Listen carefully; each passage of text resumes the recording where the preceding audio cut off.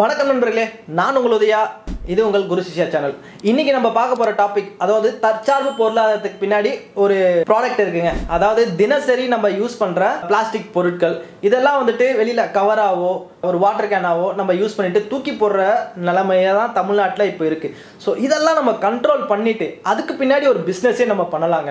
ஆமாம், ஒரு நல்ல கவர்மெண்ட் இருந்ததுன்னா இந்த பிளாஸ்டிக் பொருட்களை வந்துட்டு ரோட்ல குப்பையில போடுறது, வெளியில எங்கேயாவது போடுறது, அதாவது குப்பை தொட்டியில் போடலாம், வெளியில் தூக்கி போடுறது, இதெல்லாம் வந்து நம்ம இயற்கைக்கு எதிர்த்து நம்ம பண்ணுற ஒரு விஷயம். ஸோ இதுக்காக ஸ்ட்ரிக்டான ஒரு ஆக்ஷனை கவர்மெண்ட் எடுத்து அதை ப்ராப்பராக கலெக்ட் பண்ணுற ஒரு ப்ராசஸை கிரியேட் பண்ணணும். இப்போ நம்ம பார்க்க போகிற டாபிக் என்னன்னாக்கா, தமிழ்நாடு பிளாஸ்டிக் பொருளாதார திட்டம். அதாவது குப்பை தொழில் வேலை சுத்தமான தமிழ்நாடு. அதாவது தமிழ்நாட்டில் பார்த்தீங்கன்னா நமக்கு கிடைச்ச தகவலின்படி ஒரு நாளைக்கு மட்டும் பார்த்தீங்கன்னா தமிழ்நாட்டில் கீழே போகிற குப்பைகள், பிளாஸ்டிக் குப்பைகளோட குவான்டிட்டி பார்த்தீங்கன்னா 1178 டன் பர் டேக்கு. ஸோ ஒரு மாவட்டத்தில் நீங்கள் பார்த்தீங்கன்னா சென்னையில் மட்டும் ஒரு நாளைக்கு எவ்வளோ கிடைக்குதுன்னா 429 டன்னு கிட்ட பிளாஸ்டிக் வேஸ்ட் ப்ராடக்ட் மட்டும் கிடைக்குது. கோயம்புத்தூர்ல 120 டன்னு, மதுரையில் 80 டன்னு, திருச்சியில் 70 டன்னு, அது மாதிரி டோட்டலாக பார்த்தீங்கன்னா 1178 டன் பர் டேக்கு. ஸோ இப்போ நம்ம பிளாஸ்டிக் சேகரிப்பு அமைப்புன்னு சொல்லிட்டு ஒன்று உருவாக்க போகிறோம். அது எப்படின்னாக்கா, வார்டு லெவல் கலெக்ஷன் டீம்,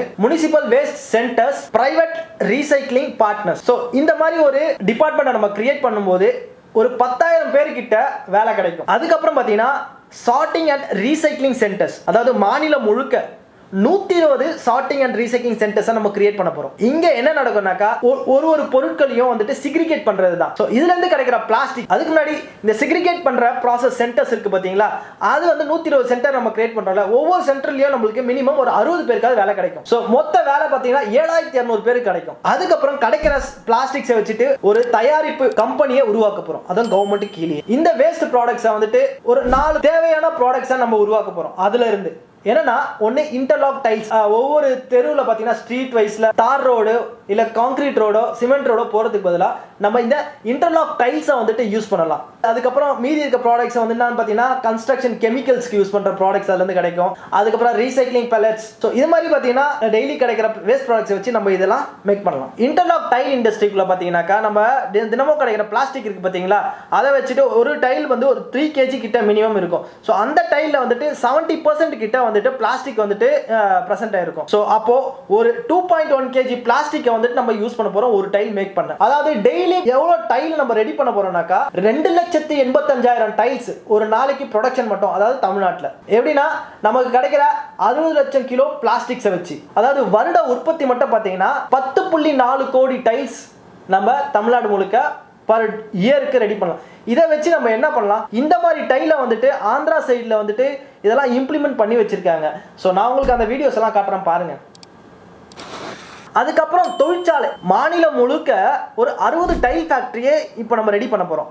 இந்த ஒரு ப்ராசஸை வச்சு ஒரு தொழிற்சாலையிலும் பார்த்தீங்கன்னா ஒரு 150 பேருக்கு வேலை கிடைக்கும். ஸோ ஒரு 60 தொழிற்சாலையில் பார்த்தீங்கன்னா டோட்டல் 9,000 பேருக்கு இங்கே வேலை கிடைக்கும். இதுல இயர்லி ஒன்ஸ் வருஷத்துக்கு பார்த்தீங்கன்னா 73,000 கிலோமீட்டர்ஸ்க்கு வந்துட்டு நம்ம கிடைக்கிற பிளாஸ்டிக்ஸை வச்சு நம்ம ரோடு போடலாம். அதுக்கப்புறம் நம்ம மெயின்டெனன்ஸாக வந்து யூஸ் பண்ணலாம். மீதி இருக்க டைல்ஸை வந்துட்டு எக்ஸ்போர்ட், அதுக்கப்புறம் வேற ஸ்டேட்டுக்கு நம்ம வந்துட்டு சேல்ஸாகவும் யூஸ் பண்ணிக்கலாம்.